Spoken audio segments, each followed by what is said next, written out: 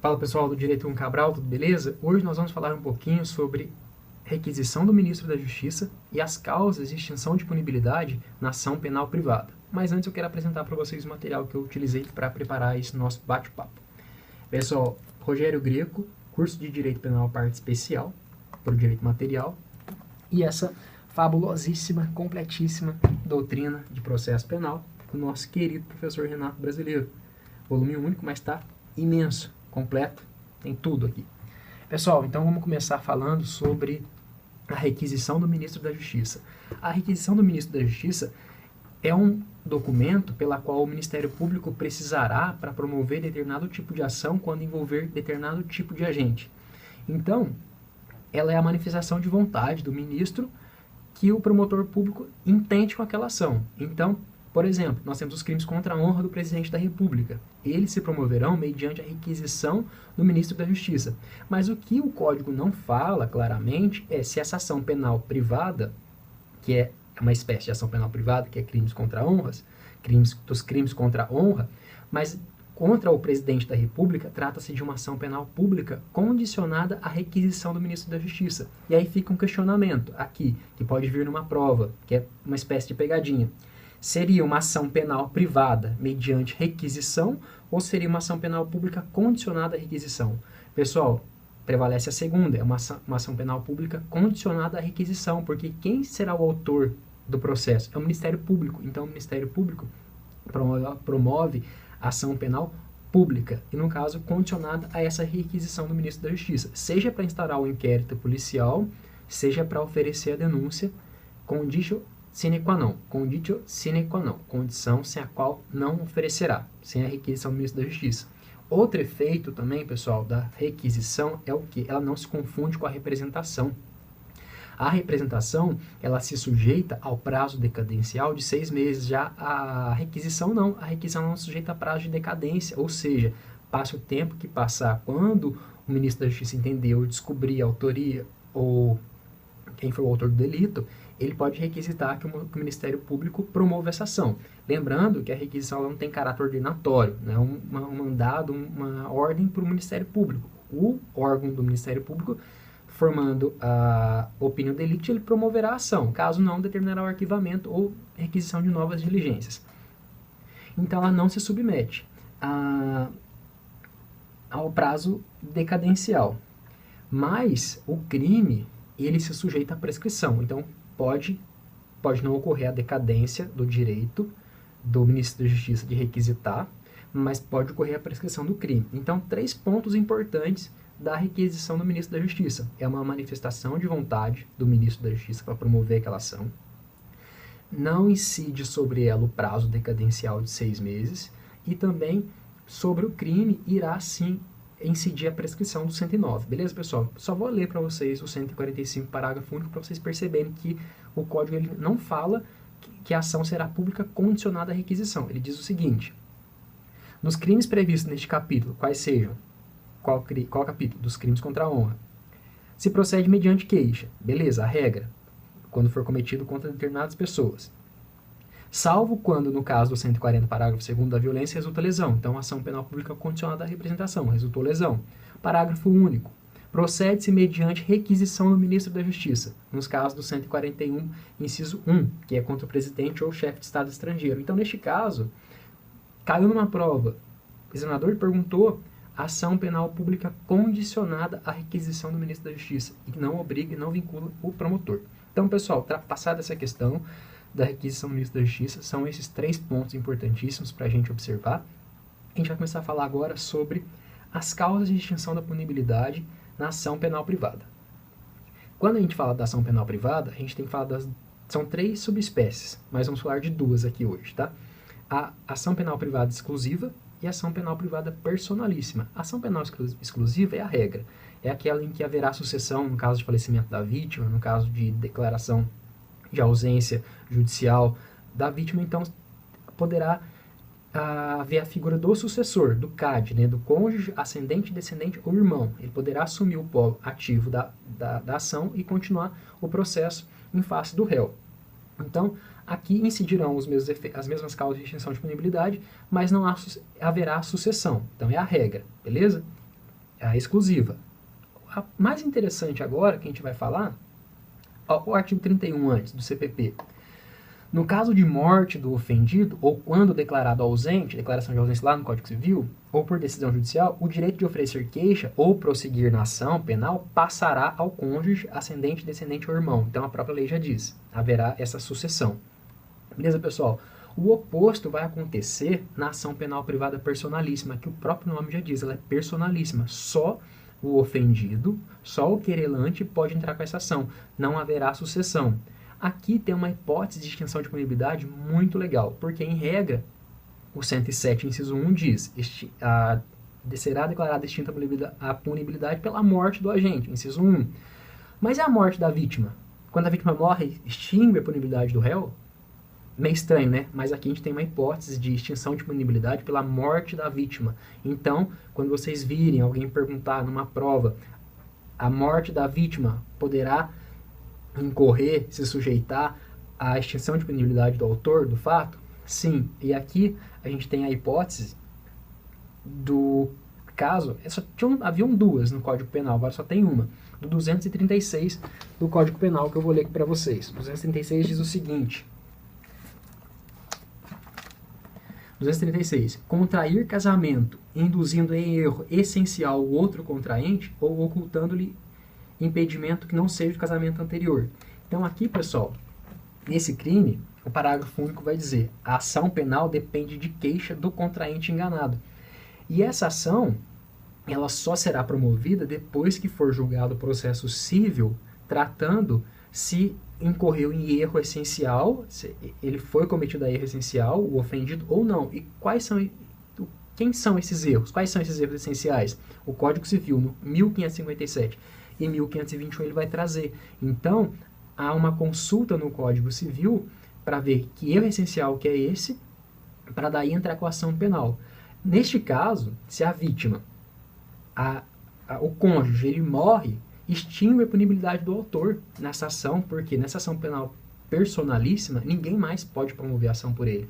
Então aqui a gente tem uma hipótese de extinção de punibilidade pela morte da vítima. A regra é o quê? Pela morte do réu. Quando o réu morre, não passa a pena dele para outra pessoa. Isso aí é constitucional. O artigo 5º, inciso 45 da Constituição vai dizer da intranscendência da pena. A pena não passará da pessoa do agente. Exceção dos efeitos extrapenais, que sim, aí lá no âmbito civil vai discutir, mas no âmbito penal a pena não ultrapassará. Então o agente morreu, extinguiu a punibilidade. O Estado perde o interesse de punir, perde o direito, né? Talvez a possibilidade de punir neste caso. Então, pessoal, aqui essa é uma hipótese de extinção de punibilidade pela morte da vítima. Nós vamos ver que as hipóteses de extinção de punibilidade na ação penal privada é a decadência, renúncia ao direito, perdão do ofendido ou perempção. São 4. Mas aqui a gente está vendo uma, que na ação penal personalíssima, a morte da vítima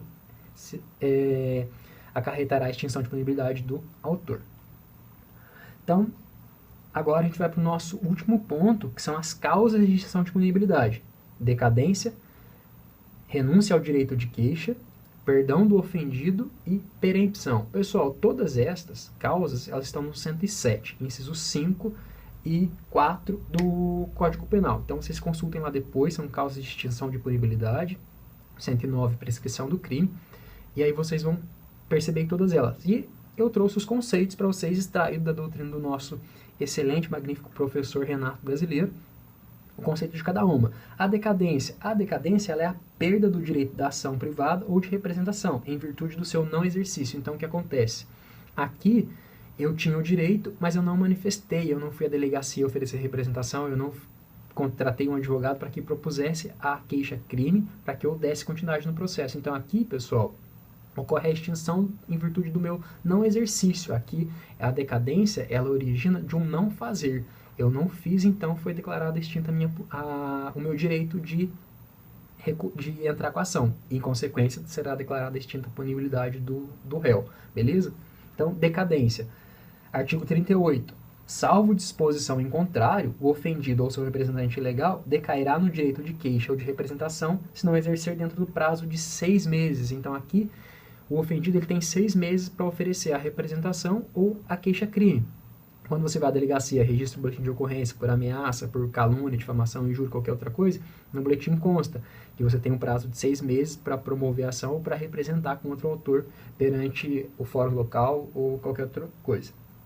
Já a renúncia ao direito, pessoal, de queixa, é bom vocês ficarem atentos também, porque a renúncia ela ocorre antes de iniciar o processo e não se confunde com a decadência, porque a renúncia, o réu, a vítima, ela tem consciência que ela precisa entrar com a ação, mas ela fala, não, eu perdoo o agente, cuidado também com o termo perdão. Ela renuncia o direito, ela simplesmente diz, não quero, tanto pode ser uma renúncia tácita ou expressa, ela simplesmente deixa quieto, não promove a ação, ou ela vai à delegacia e diz, eu não quero mais representar, ou se já foi para o fórum local, vai até o fórum e diz, eu não quero mais processar. Então, ela renunciou, o réu não chegou a virar um processo. Então, a renúncia, ela ocorre antes do processo.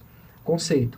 A renúncia ela é um ato unilateral, tanto é, só depende do ofendido, da vítima, e voluntário, que ocorre antes do início do processo, que ele pode ser expresso ou tácito, por meio do qual a pessoa legitimada ao exercício da ação penal privada abdica do seu direito de queixa. Então, pessoal, nesse ponto, não se confunde com a decadência, porque a decadência é um não fazer, eu não me manifestei e não fiz. A renúncia não, a renúncia eu manifesto, ou tácito ou expressamente, que eu não quero processar. Cuidado com o termo de novo, perdão, eu renuncio, simplesmente deixo de entrar com o processo. Agora vem o perdão do ofendido, pessoal. O perdão do ofendido ele já é um ato bilateral, porque o processo já iniciou e ele será concedido no meio da ação penal. Ele pode ser concedido do meio do processo até a sentença, antes do trânsito em julgado. E ele depende de aceitação do querelado, do réu. Ele depende que o réu aceite esse perdão, porque pode ser que o réu entenda que ele seja inocente e ele demonstrará sua inocência no curso do processo. Aí o querelante ele não pode desistir da ação penal, aplicar o perdão. Mas existe uma saída, que é um elemento lá da perempção. Neste caso, pessoal, aqui da ação do perdão do ofendido, se o ofendido, a vítima, quer perdoar o querelado, ele não aceita, o advogado da vítima pode, em alegações finais, pedir a absolvição do querelado. O advogado do querelante pode, no final do processo, em alegações finais, pedir a absolvição. Neste caso, o juiz fica vinculado. Se o advogado da vítima pedir a absolvição do réu, o juiz ele é obrigado a absolver, porque aí é o interesse da vítima que não quer mais se manifestar. Neste caso, o juiz o Estado deu o direito na ação penal privada da vítima decidir se processo ou não. Se ela resolveu perdoar e o réu não quis, em sentença, em alegações finais, o advogado se manifesta no sentido pedindo a absolvição, porque ao contrário, sem é só o que fala, vamos pular um pouquinho lá na perempção. O inciso 3 do artigo 60 do Código de Processo Penal. Nos casos que se procede mediante queixa, considerar-se-á perempta a ação penal quando o querelante deixar de comparecer sem motivo justificado a qualquer ato processual que deva estar presente ou deixar de formular pedido de condenação nas alegações finais. Então, ao contrário do senso, se ele pedir absolvição, o juiz ficará vinculado e deverá absolver o querelado. Então, são essas hipóteses do perdão do ofendido, beleza, pessoal? Então, renúncia ocorrerá antes do processo, o perdão ocorrerá dentro do processo, é um ato também bilateral voluntário, a renúncia é um ato unilateral e voluntário, o perdão judicial bilateral e voluntário, bilateral porque depende da aceitação do querelado, e ele não se confunde também com o perdão judicial. Pois aqui falo para vocês, não se confunde com o perdão judicial. O próprio nome já diz, perdão do ofendido e perdão judicial. O perdão judicial é o juiz que considerar o perdão se perceber que a aplicação da pena será insuficiente ou a aplicação da pena já não é mais tão adequada para o tipo de crime. Pessoal, última causa de extinção de punibilidade, a perempção. O que é a perempção no Código de Processo Penal? Ela é a perda do direito de prosseguir no exercício da ação penal privada em virtude de negligência do querelante. Neste caso, o querelante ele ingressa com a ação e deixa de praticar atos que o juiz determina. Ele deixa de juntar provas, de dar andamento no processo. Então, o juiz declarar extinta a punibilidade do querelado quando o querelante se demonstrar negligente, inerte, dissidioso na ação penal. E são aquelas hipóteses que eu li para vocês. Quando iniciada a ação, o querelante deixar de promover, abandonar o processo, então causa de extinção pela perempção da punibilidade, abandono do processo, Hipótese de sucessão, então, neste caso aqui, se falecido o querelante, ninguém propuser ação, ninguém continuar com ela, propuser não, porque já foi iniciada, mas se ninguém continuar com a ação, no fim do prazo de 60 dias, o juiz declarar extinta a punibilidade com base no artigo 60, inciso 2 do CPP.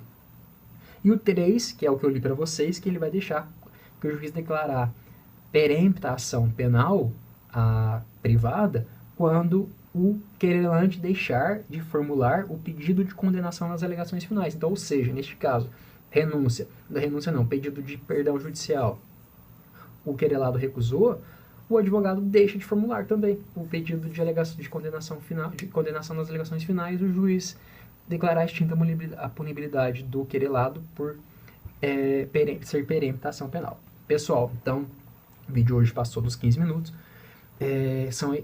Foram esses os pontos que eu queria trazer para vocês da ação penal privada.